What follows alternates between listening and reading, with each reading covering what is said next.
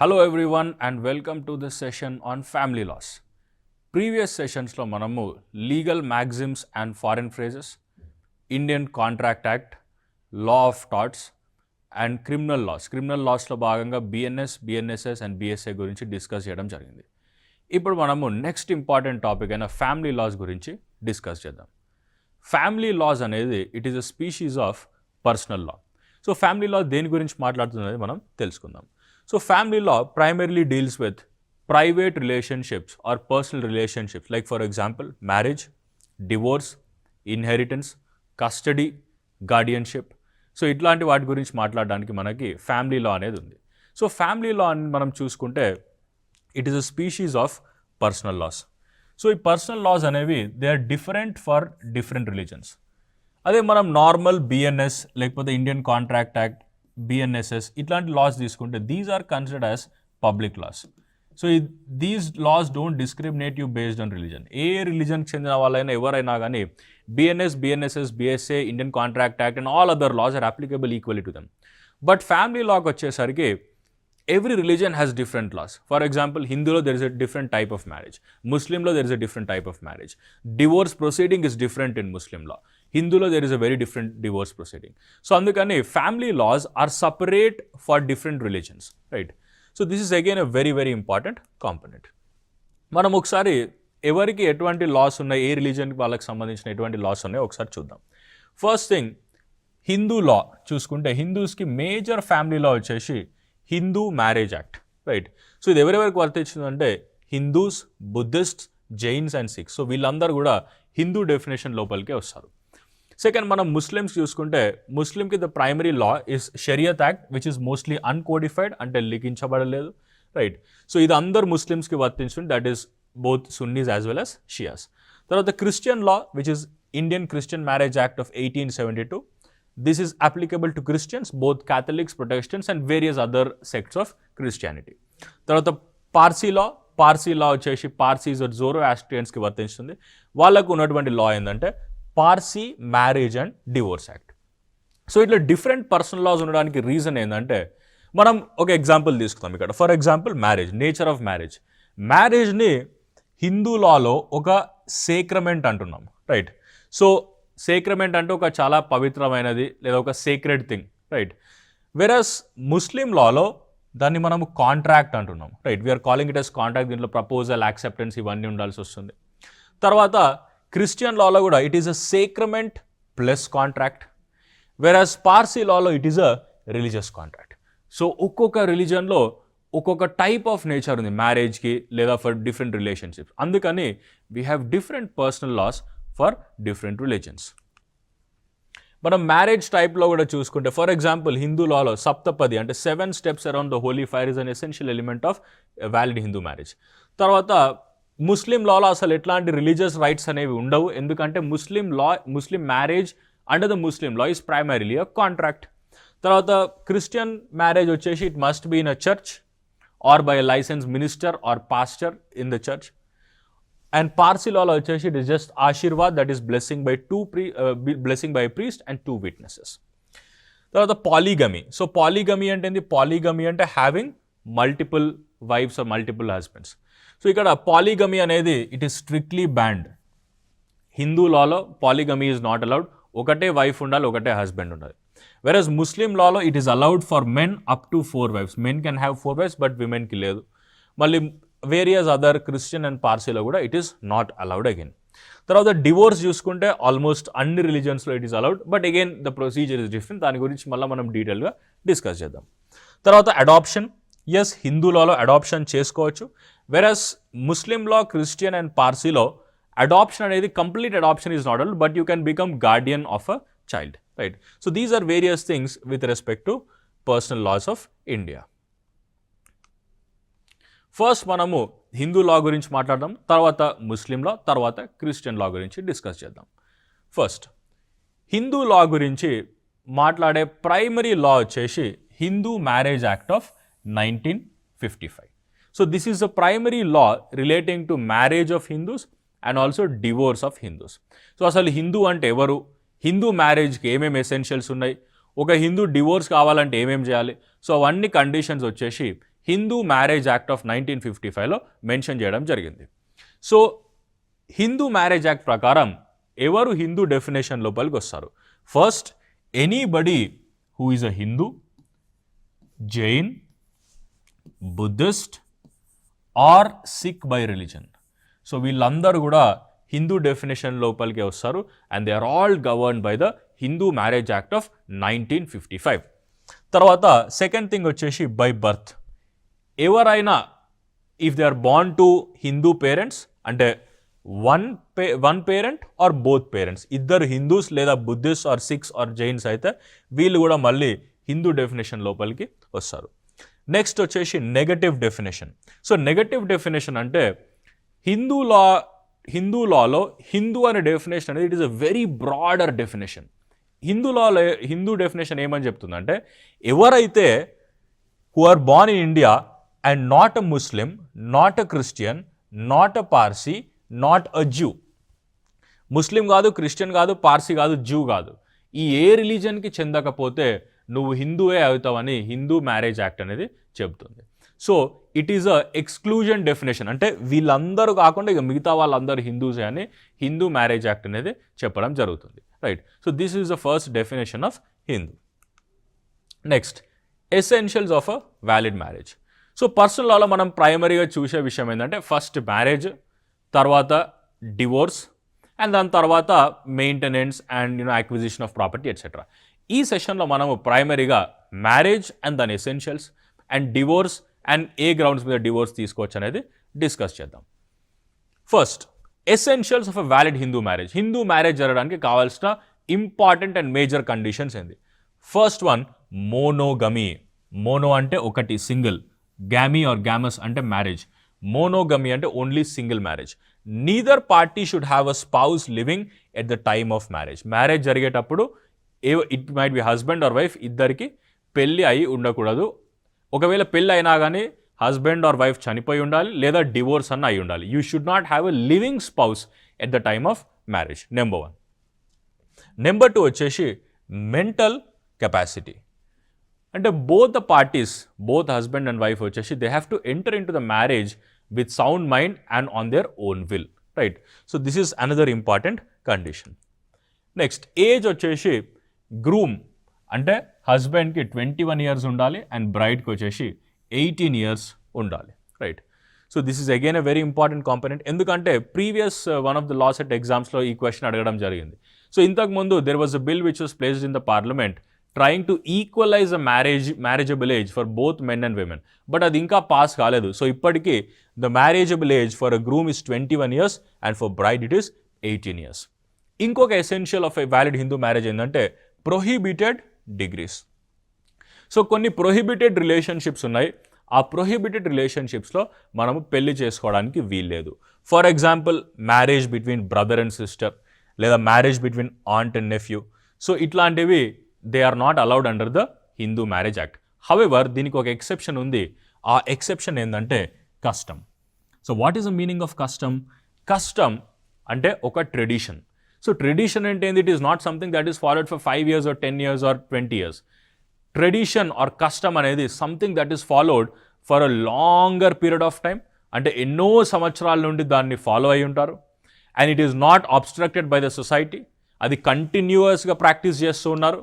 And that has become a part of the religion or that has become a part of this particular marriage. So దాన్ని మాత్రమే మనము custom లాగా consider చేస్తాము. Right. So ఏదైనా ఒకవేళ custom ఉంటే, కస్టంలో బ్రదర్ అండ్ సిస్టర్ మ్యారేజ్ చేసుకోవచ్చు అని ఉంటే then that is allowed. But otherwise generally marriage between brother and sister, mother and son, so ఇట్లాంటివి they are not allowed under the Hindu marriage act. Next, సపిండా.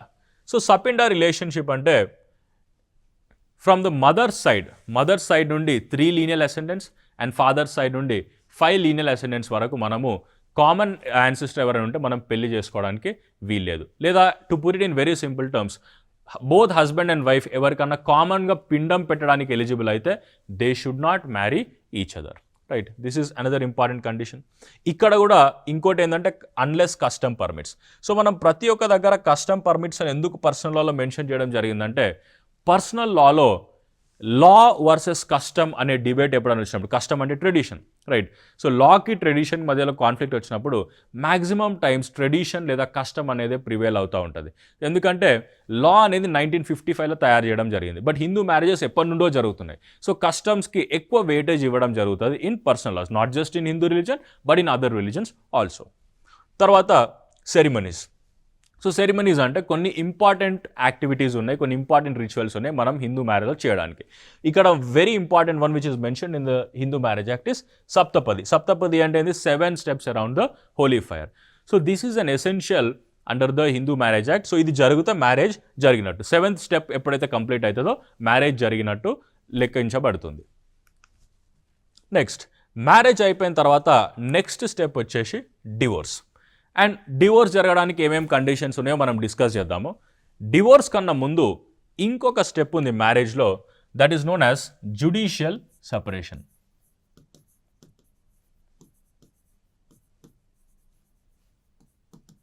Judicial separation. Judicial separation అంటే ఏంటి?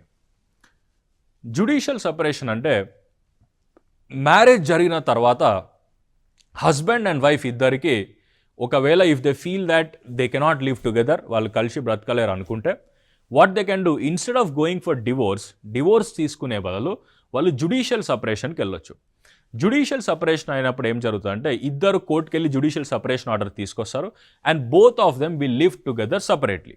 So ఇద్దరు సపరేట్గా బ్రతికి they will decide, okay ఇది మనకు బాగుందా లేదా షుడ్ వి లివ్ టుగెదర్ అని దే విల్ డిసైడ్. సో ఇక్కడ ఏంటంటే మ్యారేజ్ అనేది టర్మినేట్ కాదు, మ్యారేజ్ అనేది ఎండ్ కాదు, జస్ట్ సస్పెండ్ అవుతుంది for certain period of time, right? So judicial separation తర్వాత మళ్ళీ you can go and file for divorce. Divorce అంటే it is permanent end to your marriage. So divorce కన్నా ముందు judicial separation అనే option కూడా మనకి Hindu marriage యాక్ట్లో ఇవ్వడం జరిగింది, రైట్? ఎందుకంటే ఒక మ్యారేజ్ ఎండ్ చేయడం అనేది it is not just about husband and wife going away, it is also about family, it is also about children and etcetera, right? Now moving on to the grounds for divorce. First ground వచ్చేసి adultery. Adultery అంటే ఏంటి? Adultery అంటే వివాహేతర సంబంధం. Husband or wife ఇద్దరు ఎవరైనా వివాహేతర సంబంధం పెట్టుకుంటే ఎవరైతే అగ్రీవ్డ్ పార్టీ ఉన్నారో, ఎవరైతే ఎఫెక్ట్ అవుతున్నారో వాళ్ళు వెళ్ళి డివోర్స్ పిటిషన్ని ఫైల్ చేయొచ్చు. Second, cruelty. సో క్రూయల్టీ అంటే ఏంటి? క్రూయల్టీ అంటే causing mental are physical trauma, mental are physical torture, right? ఇది జరిగినప్పుడు ఎవరైతే టార్చర్ చేయబడుతున్నారో వాళ్ళు వెళ్ళి పిటిషన్ ఫైల్ చేయొచ్చు. నెక్స్ట్, థర్డ్ వన్ వచ్చేసి డెజర్షన్. డెజర్షన్ అంటే వదిలేసి వెళ్ళిపోవడం. ఒకవేళ హస్బెండ్ వైఫ్ని ఒక 2 years వదిలేసి వెళ్ళిపోయింది ఏం చెప్పకుండా, without giving any reason, or wife హస్బెండ్ని వదిలేసి వెళ్ళిపోయింది ఫర్ 2 years, దీన్ని ఏమంటాం? We will call this is desertion. Desertion జరిగినా కానీ we can definitely file for divorce petition.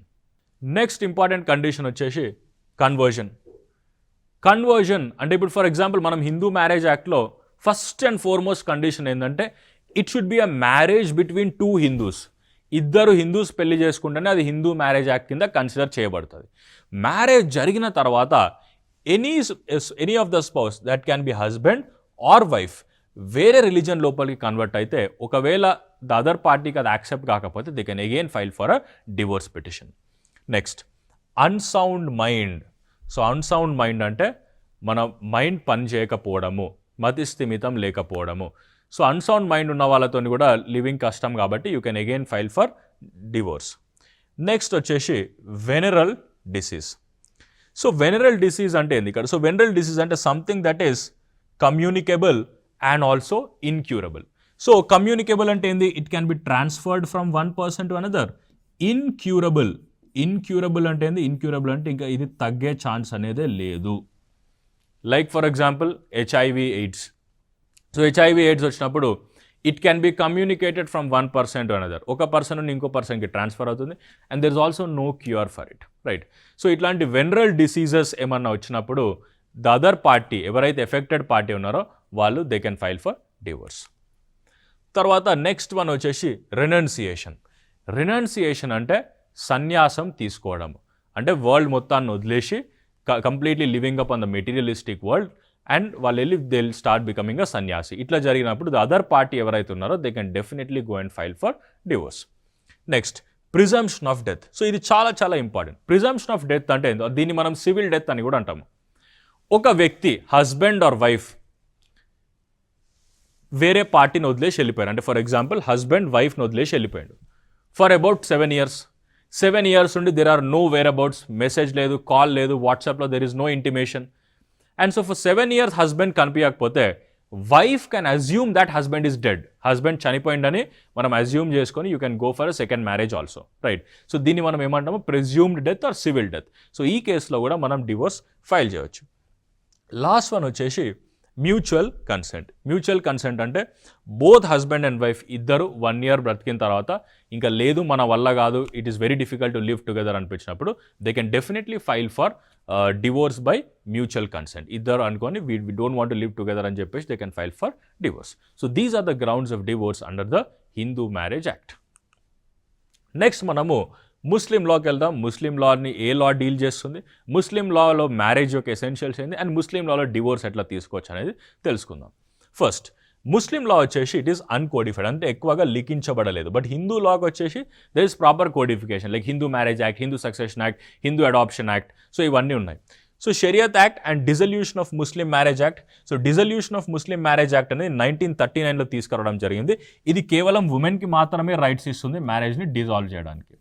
Next third important law వచ్చేసి Muslim women protection of rights on marriage act 2019. ఈ లాని 2019లో తీసుకురావడం జరిగింది after the judgment of the supreme court in Shayara Bano versus union of India. దీన్ని మనం triple తలాక్ act అని కూడా అంటాము. దీని గురించి కూడా మనం డీటెయిల్గా డిస్కస్ చేద్దాం. ఫస్ట్ ముస్లిం అంటే ఎవరు అని మనం చూసుకుంటే, ఫస్ట్ థింగ్ బై బిలీఫ్. ఎవరైతే అల్లాని నమ్ముతారో, ఎవరైతే those who believe in prophethood of Muhammad, వాళ్ళు ముస్లిం కింద పరిగణించబడతారు. సెకండ్ థింగ్ బై బర్త్, అంటే ముస్లిం పేరెంట్స్కి పుడితే వాళ్ళు ముస్లిం అయిపోవచ్చు. థర్డ్ థింగ్ వచ్చేసి బై కన్వర్జన్. సో క్రిస్టియానిటీ నుండి లేకపోతే పార్సీ నుండి హిందూ నుండి if they convert to Muslim religion then also they are considered as Muslims. Next Muslim మ్యారేజ్లో what are the essentials. First thing వచ్చేసి the nature of the marriage is a civil contract. Hindu లాలో మనం ఏమని discuss చేసినాం, హిందూ లాలో marriage is సేక్రమెంట్ అంటున్నాం, మన marriage ఒక పవిత్రమైనదని అంటున్నాం. But Muslim లాలో it is just a contract, right? Contract between 2 parties. So కాంట్రాక్ట్లో ప్రపోజల్ అండ్ యాక్సెప్టెన్స్, ఈ 2 పదాలు మనం ఎక్కడ నేర్చుకున్నాము, ఇండియన్ కాంట్రాక్ట్ యాక్ట్ 1872లో మనం నేర్చుకోవడం జరిగింది.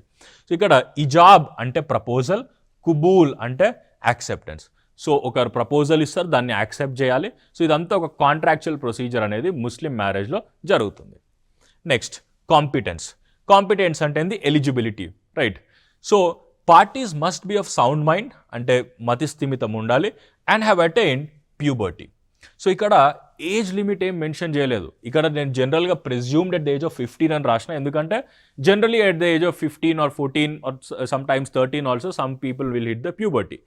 సో ప్యూబర్టీ వచ్చినాక మ్యారేజ్కి ఎలిజిబుల్ అని ముస్లిం లా చెప్తుంది. బట్ వేరేజ్ హిందూ లాలో 1821 అని మెన్షన్ చేయడం జరిగింది, క్రిస్టియన్ లాలో 1821 అని మెన్షన్ చేయడం జరిగింది, పార్సీ లాలో 1821 అని మెన్షన్ చేయడం జరిగింది. బట్ ఇక్కడ ఓన్లీ ప్యూబర్టీ అని మెన్షన్ చేయడం జరిగింది, స్పెసిఫిక్ ఏజ్ లిమిట్ అనేది లేదు. నెక్స్ట్ ఫ్రీ కన్సెంట్, అంటే ఇద్దరు both husband and wife should enter in to the marriage on their own will, no coercion, no fraud, no misrepresentation, no undue influence etcetera. Next dower. So this is again a very interesting thing. జనరల్గా హిందూ లాలో ఏమవుతుందంటే dowry అంటే కట్నం. So కట్నం ఎవరు ఇస్తారు, the party of the wife gives it to the husband. So wife హస్బెండ్కి ఇస్తారు. But Muslim లాలో మహర్ ఆర్ డోవర్ అనేది it is a sum or property of money paid by the husband to the wife. Husband party అనేది వైఫ్కి ఇస్తారు. So that is known as మహర్ or dower. Next fifth one is witnesses. చూడండి, Muslim marriage అనేది it is completely a contract, because we are talking about proposal, we are talking about acceptance, we are talking about consideration, ఎందుకంటే this is a kind of consideration.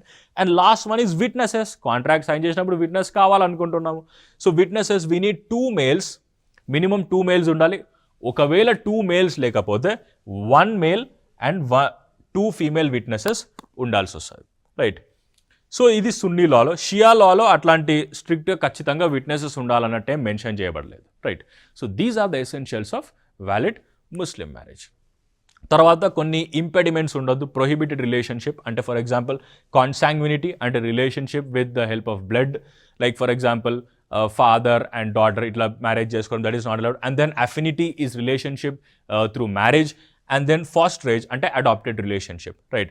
So or in an existing marriage, like for example polyandry is forbidden. Polyandry అంటే ఏంటి? Poly అంటే multiple, andry అంటే husbands or males. So multiple husbands ఉండడం అనేది it is forbidden. A Muslim women cannot have multiple husbands, but a Muslim man can have up to 4 wives. Muslim మ్యాన్కి నలుగురు భార్యలు ఉండొచ్చు, నలుగురు వైఫ్స్ని మెయింటైన్ చేయొచ్చు. But Muslim wife cannot practice polyandry, right?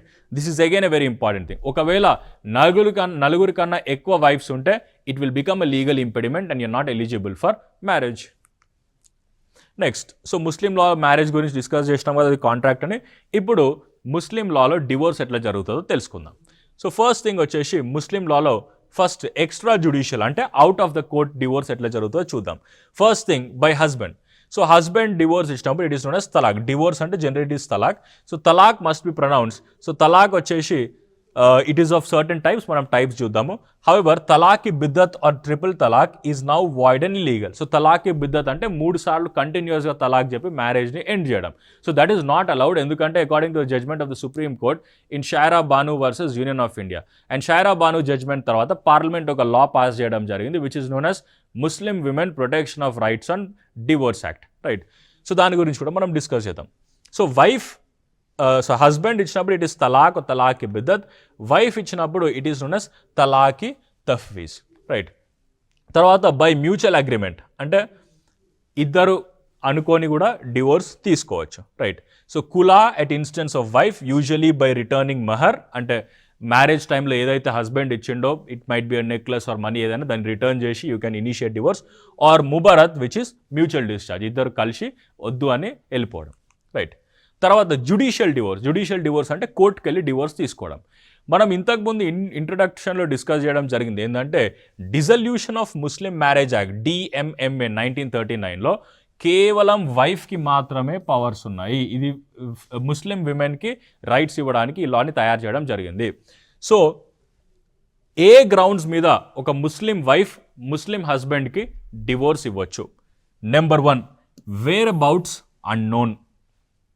Husband ఎక్కడికి వెళ్ళిండో తెలియదు for about 4 years, then definitely wife can file for divorce. తర్వాత ఫెయిల్యూర్ టు మెయింటైన్. ఇప్పుడు హస్బెండ్ పెళ్లి చేసుకున్న తర్వాత ఏం చేయాలి? He has to maintain the wife, maintain the children, right? So ఇట్లా మెయింటెనెన్స్ ఒక 2 years వరకు చేయకపోతే then again it can be a ground for divorce by wife. ఇవన్నీ వైఫ్ మాత్రమే చేయవచ్చు. Next imprisonment. ఒకవేళ హస్బెండ్కి 7 years కన్నా ఎక్కువ ఇంప్రిజన్మెంట్ దొరికితే అప్పుడు కూడా వైఫ్ డివోర్స్కి అప్లై చేయొచ్చు. Next failure to perform duties. So ఎటువంటి మ్యారిటల్ ఆబ్లిగేషన్, ఎందుకంటే మ్యారేజ్ అయిన తర్వాత there are certain marital obligations, conjugal rights, right? So both of them have to engage in sexual intercourse, right? So ఇట్లాంటివన్నీ చేయకుండా ఒక 3 years husband అట్లా వదిలేస్తే then definitely wife can file for divorce. తర్వాత impotence అంటే husband is not in a position to give birth to children, అంటే husband is ineligible, right? So ఆ కండిషన్లో కూడా wife can file for divorce. తర్వాత insanity or venereal disease. Husband insane అయిపోతున్నా అంటే again he becomes a person of unsound mind for about 2 years. Or he has leprosy అంటే కుష్టు రోగం. Or a venereal disease. Venereal disease గురించి మనం already discuss చేసినాము. Venereal disease is something that is communicable, అంటే ఒక మనిషి నుండి ఇంకో మనిషికి ట్రాన్స్ఫర్ అవుతుంది. And it is also incurable, అంటే ఒకసారి వచ్చిందంటే దాన్ని తీసేసే ఛాన్స్ లేదు. There is no medicine, no surgery whatsoever, right? తర్వాత next one is cruelty. So cruelty అంటే వైఫ్ని టార్చర్ చేస్తూ ఉండడం మెంటల్లీ ఆర్ ఫిజికలీ, ఆర్ లేకపోతే వేరే విమెన్తోని ఎంగేజ్ అయ్యి ఉండడము, right? So all of these thing, obstructing religious practices, right? So wife religious practice నమాజ్ చదివేటప్పుడు హస్బెండ్ వచ్చి డిస్టర్బ్ చేయడం, ఇట్లాంటివన్నీ జరిగితే వైఫ్ డివోర్స్కి అప్లై చేయవచ్చు అని dissolution of Muslim marriage act చెప్తుంది. నెక్స్ట్ మనము ముస్లిం లా తర్వాత క్రిస్టియన్ లాలో చూద్దాం. అసలు క్రిస్టియన్ లాలో క్రిస్టియన్ అంటే ఎవరు అండ్ వాళ్ళ మ్యారేజ్ ఎట్లా జరుగుతుంది, డివోర్స్ ఎట్లా జరుగుతుందో తెలుసుకుందాం.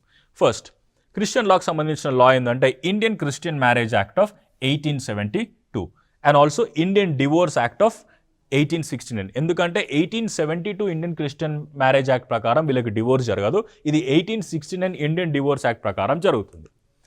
సో క్రిస్టియన్ అంటే ఎవరు? By definition a person professing the Christian religion, ఎవరైతే క్రిస్టియన్ రిలీజన్ని ఫాలో అవుతున్నారో. This includes converts to Christianity convert అయిన వాళ్ళు, which is usually witness through baptism. Convert అయిన వాళ్ళు బ్యాప్టిజం అనేది తీసుకుంటారు. సో అది తీసుకుంటే you will become a Christian. తర్వాత essentials of a valid Christian marriage. So first thing వచ్చేసి at least one of the parties must be a Christian. ఇక్కడ మనం చాలా ఇంపార్టెంట్ పాయింట్ నోట్ చేసుకోవాలి, ఎందుకంటే హిందూ మ్యారేజ్ యాక్ట్లో it is a marriage between two Hindus. Muslim marriage యాక్ట్లో it is a marriage between two Muslims.